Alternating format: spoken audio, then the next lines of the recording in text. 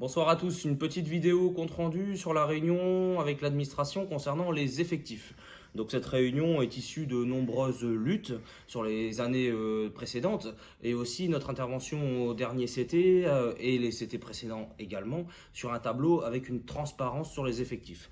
Ce soir, ce qu'on peut retenir, c'est qu'on a enfin obtenu un tableau avec transparence, c'est-à-dire un tableau qu'on pourra utiliser en triangulaire entre le service POS, le service RH et les syndicats. Donc aujourd'hui, on se contente de ça. On se contente aussi dans ce tableau de choses qui apparaissent qui n'apparaissaient pas auparavant, c'est-à-dire l'absentéisme. On commence à en parler, c'est plus un gros mot aujourd'hui. On sait qu'il y a des camarades qui sont malades, qui sont en CLD, en CLM, des arrêts de plus de 3 mois, des temps partiels. Tout ça maintenant c'est pris en compte dans le tableau. Donc ce tableau arrive à un résultat de 1718 sur les engagements du président, les engagements des dernières luttes qu'on a pu mener ensemble, grâce à vous.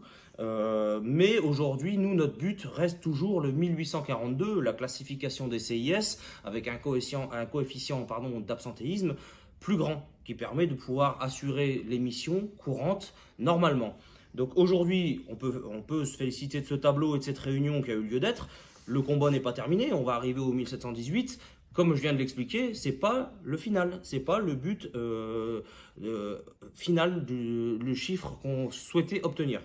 Par contre, ce qui manque dans ce tableau sur les effectifs, c'est encore une fois le CTA CODIS qui n'apparaît pas. Donc on a pu le souligner, le CTA CODIS fait partie aujourd'hui de la chaîne de secours. S'il n'y a pas de personnel pour décrocher le téléphone, il n'y a pas de pompiers dans les camions derrière.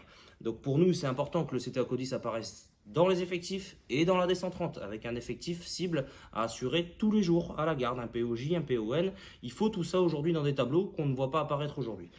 On a demandé aussi d'harmoniser le logiciel AGAT, c'est-à-dire qu'un centre de secours à un autre, il peut y avoir des paramétrages différents, et ce qui fait que c'est compliqué de pouvoir comparer un centre de secours à un autre ou un service à un autre.